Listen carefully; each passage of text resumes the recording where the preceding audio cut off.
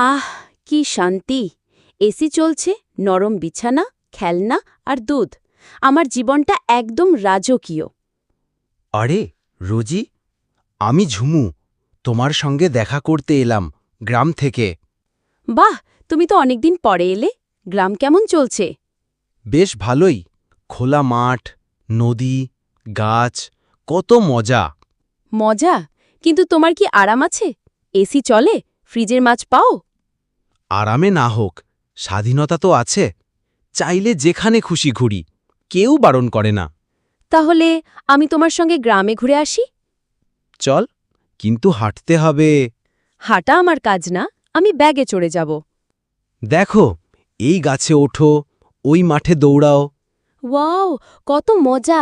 শহরে সব করা যায় না।